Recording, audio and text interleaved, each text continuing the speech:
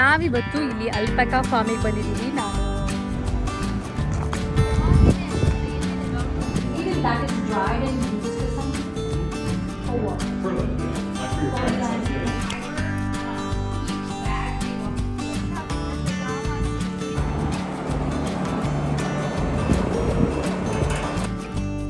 ಈ ಅಲ್ಪಕಾ ಉಣ್ಣೆಗಳಿಂದ ಮಾಡಿರೋಂಥ ಈ ಸ್ವೆಟರ್ನೆಲ್ಲ ನೋಡಿ ಇವರು ಸೇಲಿಗೆ ಇಟ್ಟಿದ್ದಾರೆ.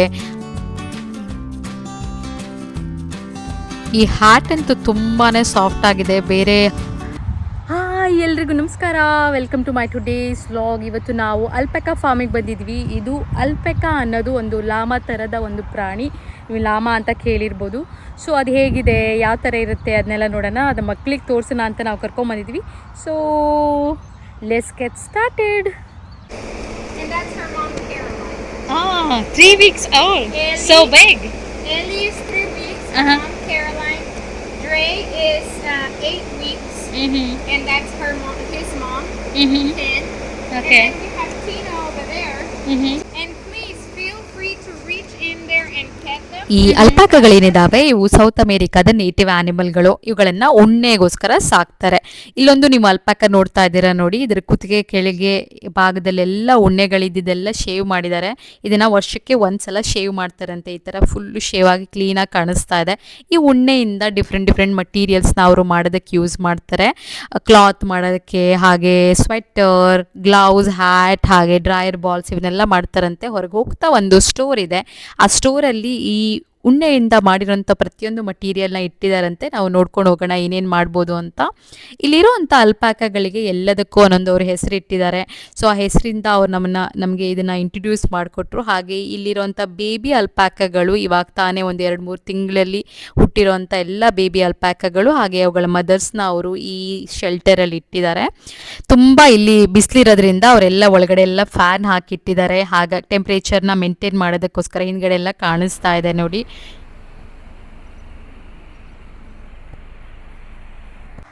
ಹಲೋ ಚುಚ್ಚು ಇತ್ತಗೋ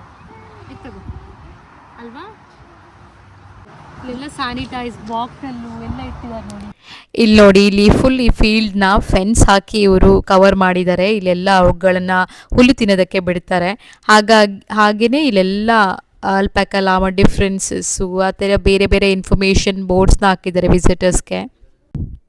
ಇವುಗಳಿಗೆ ವಾಟರ್ ಕೊಡೋದಕ್ಕೆ ಅಂತ ಇಲ್ಲೆಲ್ಲ ಒಂದು ಕಂಟೈನರ್ಗಳನ್ನ ಹ್ಯಾಂಗ್ ಮಾಡಿದ್ದಾರೆ ನೋಡಿ. ಡಿಫ್ರೆಂಟ್ ಕಲರ್ ಕಾಣಿಸ್ತಾ ಇದೆ. ಸೊ ಇದು 2 to 5 ಗ್ಯಾಲನ್ಸ್ ಆಫ್ ವಾಟರ್ ಕುಡಿಯುತ್ತಂತೆ ಒಂದು ಅಲ್ಪಾಕ ಒಂದು ದಿನಕ್ಕೆ. ಹಾಗೆ ಇವುಗಳನ್ನು ಆವಾಗವಾಗ ಕಂಟೈನರ್ನ ಕ್ಲೀನ್ ಕೂಡ ಮಾಡ್ತಾ ಇರಬೇಕಾಗುತ್ತಂತೆ. ಸೊ ಆಲ್ಗೆ ಬ್ಯಾಕ್ಟೀರಿಯಾ ಈ ಥರದ್ದೆಲ್ಲ ಗ್ರೋತ್ ಆಗಬಾರ್ದಲ್ವಾ. ಸೊ ಹಾಗಾಗಿ ಅದನ್ನು ಕ್ಲೀನಾಗಿ ಇಡ್ತಾರೆ. ಇಲ್ಲಿ ನೋಡಿದ್ರೆ ನೀವು ಎಲ್ಲ ಅಲ್ಪಾಕಗಳನ್ನ ಒಂದೇ ಕಡೆ ಒಂದೇ ಶೆಲ್ಟರಲ್ಲಿ ಇಟ್ಟಿಲ್ಲ. ಇವರು ಎಲ್ಲ ಗ್ರೂಪ್ ಆಫ್ ಅಲ್ಪಾಕಾಸ್ನ ಡಿಫ್ರೆಂಟ್ ಶೆಲ್ಟರಲ್ಲಿ ಇಟ್ಟಿದ್ದಾರೆ. ಇದರಿಂದ ಅವರು ವಿಂಟರಲ್ಲಿ ಅದನ್ನು ಮೇಂಟೈನ್ ಮಾಡೋದು ತುಂಬ ಈಸಿ ಆಗುತ್ತಂತೆ. ಓಲ್ಡರ್ ಅಲ್ಪಾಕಗಳು ಉಣ್ಣೆಯಿಂದ ಕವರ್ ಆಗಿರೋದ್ರಿಂದ ಆ ಉಣ್ಣೆ ಒಂಥರ ಇನ್ಸುಲೇಟರ್ ಆಗಿ ವರ್ಕ್ ಆಗುತ್ತೆ. ಹಾಗಾಗಿ ಚಳಿಗಾಲದಲ್ಲಿ ಇದು ವಾರ್ಮ್ ಆಗಿರುತ್ತೆ. ಇನ್ನು ಈ ಬೇಬಿ ಅಲ್ಪಾಕಗಳಿಗೆ ಅವರು ಗೋಟ್ ಕೋಟ್ ಅಥವಾ ಹಾರ್ಸ್ ಬ್ಲ್ಯಾಂಕೆಟ್ನ ಯೂಸ್ ಮಾಡ್ತಾರಂತೆ. ಅದರಿಂದ ಅವುಗಳನ್ನ ಬೆಚ್ಚಗಾಗಿ ಇಟ್ಕೊಳ್ಳೋದಕ್ಕೆ ಹೆಲ್ಪ್ ಆಗುತ್ತೆ. ಈ ಅಲ್ಪಾಕಗಳ ಸಾಲಿಡ್ ವೇಸ್ಟ್ ಏನಿರುತ್ತೆ ಅದನ್ನು ಕೂಡ ಫರ್ಟಿಲೈಸರ್ ಆಗಿ ಯೂಸ್ ಮಾಡ್ಕೋಬೋದು. ಜಸ್ಟ್ ಲೈಕ್ ನಾವು ಕೌಡಂಗ್ನ ಹೇಗೆ ಯೂಸ್ ಮಾಡ್ತೀವಲ್ಲ ಅದೇ ಥರ. ಸೊ ಇಲ್ಲಿ ಲಾಸ್ಟಲ್ಲಿ ಈ ಶೆಲ್ಟರಲ್ಲಿ ಅವರು ಸಾಲಿಡ್ ವೇಸ್ಟ್ನ ತೊಗೊಂಬಂದು ಡ್ರೈ ಮಾಡಿ ಅದನ್ನು ಪ್ಯಾಕೇಜ್ ಮಾಡೋದು, ಪ್ರಾಸೆಸ್ ಮಾಡೋದು ಅದನ್ನೆಲ್ಲ ಇಲ್ಲಿ ಮಾಡ್ತಾರೆ. ಸೊ ಇಲ್ಲಿ ರ್ಯಾಕ್ಸ್ ಎಲ್ಲ ಇಟ್ಟಿದ್ದಾರೆ ಒಳಗಡೆ. ಇಲ್ಲಿ ನೋಡಿ ಅವರೆಲ್ಲ ಬೋರ್ಡ್ಗಳನ್ನ ಹಾಕಿದ್ದಾರೆ. ಇಲ್ಲಿ ಅದನ್ನ ಹೇಗೆ ಆ ಉಣ್ಣೆನ ತೆಗಿತಾರೆ ಅಂತ ಬರೆದಿದ್ದಾರೆ. ವರ್ಷಕ್ಕೆ ಒಂದ್ಸಲ ಆ ಉಣ್ಣೆನ ತೆಗಿತಾರಂತೆ ಅವರು. ಸೊ ಎಲ್ಲ ಬರೆದಿದ್ದಾರೆ ಇಲ್ಲಿ ನೋಡಿ. ಈ ಪಿಕ್ಚರಲ್ಲಿ ನೀಟಾಗಿ ಅವರು ತೋರಿಸಿದ್ದಾರೆ ಯಾವ ಥರ ಅದನ್ನು ಶೇವ್ ಮಾಡ್ತಾರೆ, ಹೇಗೆ ಇಟ್ಕೊಳ್ತಾರೆ, ಆಮೇಲೆ ಅದು ಫುಲ್ಲು ಉಣ್ಣೆ ತೆಗೆದ್ಮೇಲೆ ಯಾವ ಥರ ಕಾಣಿಸುತ್ತೆ ಅದನ್ನೆಲ್ಲ ತೋರಿಸಿದ್ದಾರೆ. ಹಾಗೆ ಕೆಳಗೆ ನೀಟಾಗಿ ಇನ್ಫಾರ್ಮೇಷನ್ನ ಬರೆದಿದ್ದಾರೆ. ಪ್ರತಿಯೊಂದು ಸ್ಟೆಪ್ಸ್ನು ಬರೆದಿದ್ದಾರೆ ಕೆಳಗೆ ಚೆನ್ನಾಗಿ. ಇಲ್ಲಿ ಏನು ಗೊತ್ತಾ, ಉಣ್ಣೆನ ತೆಗೆದು ಅವರು ಅದನ್ನು ಯಾವ ಥರ ಪ್ರಾಸೆಸ್ ಮಾಡ್ತಾರೆ ಅಂತ ಅವ್ರು ಒಳಗಡೆ ಹೋಗಿ ತೋರಿಸ್ತಾರೆ. ಅಲ್ಲೆಲ್ಲ ಅದನ್ನು ತೊಳಿತಾರೆ ಫಸ್ಟು. ಅದಾದಮೇಲೆ ಅದನ್ನು ಬೇರೆ ಥರದ ಕ್ಲಾತ್ಸ್ನ ಮಾಡೋದಕ್ಕೆ ಯೂಸ್ ಮಾಡ್ತಾರೆ. ಅದನ್ನೆಲ್ಲ ಒಳಗಡೆ ತೋರಿಸ್ತಾರೆ ಇವಾಗ ನೋಡಿ. ಹೇಗೆ ಇಟ್ಟಿದ್ದಾರೆ ಅವರೆಲ್ಲ. ಇದೇ ಹೇನ ಅವರು ಕೊಡೋದು. ಸೊ ಅಲ್ಪ್ಯಾಕ ಫುಡ್ ಅಂತಂದರೆ ಈ ಹುಲ್ಲು ಹಾಗೆ ನೀರು ಅಷ್ಟೇ, ಹೇ ಆ್ಯಂಡ್ ವಾಟರ್ ಅಷ್ಟೇ. ಅದು ಬಿಟ್ಟರೆ ಇವರು ಕೆಲವೊಂದು ಸಪ್ಲಿಮೆಂಟ್ಗಳನ್ನ ಇವರು ಆ್ಯಡ್ ಮಾಡ್ತಾ ಇದ್ದಾರೆ. ಈ ಥರ ಗ್ರೇನ್ಸ್ಗಳನ್ನ ಅವ್ರ ಬಕೆಟಲ್ಲಿ ತೊಗೊಂಡೋಗ್ತಾ ಇದ್ದಾರೆ ನೋಡಿ. ಇದನ್ನು ಯಾಕೆ ಕೊಡ್ತಾರೆ ಅಂತಂದರೆ ಇಲ್ಲಿ ಈ ನಾರ್ತ್ ಕೇರಳನ ಸ್ಟೇಟಲ್ಲಿ ಹುಲ್ಗಳಲ್ಲಿ ಕೆಲವೊಂದು ನ್ಯೂಟ್ರಿಯೆಂಟ್ ಕಡಿಮೆ ಇರೋದಕ್ಕೋಸ್ಕರ ಅವರು ಈ ಸಪ್ಲಿಮೆಂಟ್ನ ಆ್ಯಡ್ ಮಾಡ್ತಾರಂತೆ. ಅದನ್ನು 2 ರಿಂದ 3 ಸಲಕ್ಕೆ ದಿನಕ್ಕೆ ಇದನ್ನು ಕೊಡ್ತಾರೆ ಈ ಸಪ್ಲಿಮೆಂಟ್ನ. How often you feed? Once, twice, or 3 times a day, depending on if you want them to lose or gain. Sorry, growth upwards away from their body, and it gives the alpaca this fussy look, kind of like a teddy bear. You're welcome to feel both if you like. These are made with real alpaca fiber. Yeah, and these come straight from Peru, and they also have the alpaca pelt right under the fiber. It's alpaca skin.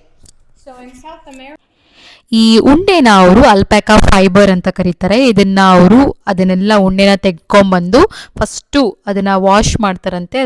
ಆದಮೇಲೆ different colour ಆಗಿರೋವಂಥ ಉಣ್ಣೆಗಳನ್ನ ಬೇರೆ ಬೇರೆ ಆಗಿ ಅದನ್ನು dry ಮಾಡ್ತಾರೆ. Dry ಮಾಡೋದಕ್ಕೆ ಹಾಕಿದ್ದಾರೆ ನೋಡಿ.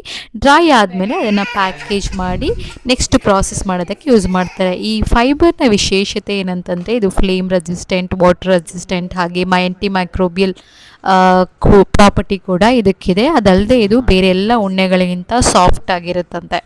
So ಇದು ಈ ಉಣ್ಣೆಯ ವಿಶೇಷ. ಇವಾಗ ನಮಗೆ ಹೊರಗಡೆ ಬರ್ತಾ ಈ ಸ್ಟೋರ್ ಸಿಗುತ್ತೆ. ಈ ಸ್ಟೋರಲ್ಲಿ ಎಲ್ಲ ಉಣ್ಣೆಯಿಂದ ಮಾಡಿರೋಂಥ ಮಟೀರಿಯಲ್ಗಳನ್ನ ಕೆಲವೊಂದು ಡಿಸ್ಪ್ಲೇಗೆ ಇಟ್ಟಿದ್ದಾರೆ, ಕೆಲವೊಂದನ್ನ ಸೇಲ್ಗೆ ಇಟ್ಟಿದ್ದಾರೆ. ಇಲ್ಲಿ ನೋಡಿ ಡ್ರೈಯರ್ ಬಾಲ್ಸ್ ಇದೆ, ಇದನ್ನು ಡ್ರೈಯರಲ್ಲಿ ಯೂಸ್ ಮಾಡೋ ಅಂಥ ಬಾಲ್ಸ್ಗಳು ಇವು. ಹಾಗೆ ಸ್ಕಾರ್ಫ್ಸ್, ಹ್ಯಾಟ್ಸ್, ಆಮೇಲೆ ಸ್ವೆಟರ್ಸ್, ಗ್ಲೌಸ್, ಸಾಕ್ಸ್ ಇವೆಲ್ಲನೂ ಇದೆ. ಇವೆಲ್ಲ ಮಟೀರಿಯಲ್ಗಳು ಟೆಕ್ಸ್ಚರ್ ನೋಡಿದ್ರೆ ನಿಮಗೆ ನೋಡಿದ್ರೆ ಗೊತ್ತಾಗುತ್ತೆ, ತುಂಬಾ ಸಾಫ್ಟಾಗಿದೆ ಇದು ಬೇರೆ ಹುಲ್ಗಳಿಗೆ ಕಂಪೇರ್ ಮಾಡಿದ್ರೆ. ಅದಕ್ಕೆ ಇದು ಇಷ್ಟೊಂದು ಎಕ್ಸ್ಪೆನ್ಸಿವ್. ಈ ಅಲ್ಪ್ಯಾಕ ಫೈಬರ್ನ ಜಸ್ಟ್ ಈ ಉಣ್ಣೆನ ತೆಗಿಯೋದಕ್ಕೆ ಎಷ್ಟು ಗೊತ್ತಾ, $32 ಖರ್ಚಾಗುತ್ತಂತೆ. 2700 ರೂಪಾಯಿ ಜಸ್ಟ್ ಉಣ್ಣೆ ತೆಗಿಯೋದಕ್ಕೆ. ಸೊ ಬೇರೆದೆಲ್ಲ ಶೀಪಿಂದೆಲ್ಲ ಊಲ್ನ ತೆಗಿಯೋದಕ್ಕೆ $2 ಅಷ್ಟೇ ಖರ್ಚಾಗೋದಂತೆ. ಇದನ್ನು ಪ್ರಾಸೆಸ್ ಮಾಡಿ ಫ್ಯಾಬ್ರಿಕ್ ಮಾಡೋ ಅಷ್ಟೊತ್ತಿಗಂತೂ ಇನ್ನೂ ಜಾಸ್ತಿ ಎಕ್ಸ್ಪೆನ್ಸ್ ಆಗಿಬಿಡುತ್ತೆ. ಅದು ಅಲ್ಲದೆ ಅಲ್ಪ್ಯಾಕಗಳು ಜಾಸ್ತಿಯಾಗಿ ಅವೈಲೇಬಲ್ ಇಲ್ಲ, ತುಂಬ ಕಡಿಮೆ ಇದ್ದಾವೆ. ಹಾಗಾಗಿ ಇದು ಈ ಅಲ್ಪ್ಯಾಕ ಫೈಬರಿಂದ ಮಾಡಿರೋಂಥ ಮಟೀರಿಯಲ್ಗಳು ಭಾಳ ಅಂದರೆ ಭಾಳ ಎಕ್ಸ್ಪೆನ್ಸಿವ್ ಬೇರೆ ಊಲ್ಗಳಿಗೆ ಕಂಪೇರ್ ಮಾಡಿದ್ರೆ. ಅದು ವರ್ತ್ ಕೂಡ ಅನಿಸುತ್ತೆ, ಬಿಕಾಸ್ ಆ ಪ್ರೈಸಿಗೆ ಇದು ಕ್ವಾಲಿಟಿನೂ ಹಾಗೇ ಇದೆ, ಸೂಪರ್ ಕ್ವಾಲಿಟಿ ಆಗಿದೆ. ಇವತ್ತು ನಾವು ಈ ಅಲ್ಪ್ಯಾಕ ಫಾರ್ಮಿಗೆ ಬಂದ್ವಿ, ಪ್ರಾಣಿಗೆ ಫೀಡ್ ಮಾಡಿದ್ವಿ, ಅದ್ರ ಬಗ್ಗೆ ತುಂಬ ಇನ್ಫಾರ್ಮೇಷನ್ನ ತಿಳ್ಕೊಂಡ್ವಿ. ನಾವು ಇಂಡಿಯಾಲಿ ಈ ಪ್ರಾಣಿನ ನಾವು ಎಲ್ಲಿ ನೋಡ್ತೀವಿ ಗೊತ್ತಾ, ಹಿಮಾಲಯದ ತಪ್ಪಲುಗಳಲ್ಲಿ ನಮಗೆ ಕಾಣಕ್ಕೆ ಸಿಗುತ್ತಂತೆ, in the hills of Himalayas. ಸೊ ನಾವು ಇವತ್ತು ನೋಡಿ ಹಿಮಾಲಯಕ್ಕೆ ಹೋಗಬೇಕಾಗಿಲ್ಲ, ಇಲ್ಲಿಗೆ ಬಂದ್ವಿ. ನಮ್ಮ ಮನೆಯಿಂದ 15 ಮಿನಿಟ್ಸ್ ದೂರದಲ್ಲಿರೋ ಫಾರ್ಮ್ಗೆ ನಾವೆಲ್ಲ ನೋಡಿದ್ವಿ, ಹಾಗೇನೆ ಪ್ರಾಣಿಗೆ ಫೀಡ್ ಕೂಡ ಮಾಡಿದ್ವಿ. ಸೊ ಈ ವಿಡಿಯೋ ನಿಮಗೆ ತುಂಬ ಇಷ್ಟ ಆಯಿತು ಅಂತ ಅನ್ಕೋತೀನಿ. ನೆಕ್ಸ್ಟು ಇನ್ನೊಂದು ಬ್ಯೂಟಿಫುಲ್ ವ್ಲಾಗ್ ಜೊತೆ ಮತ್ತೆ ಭೇಟಿ ಆಗ್ತೀನಿ. Thank you so much for watching.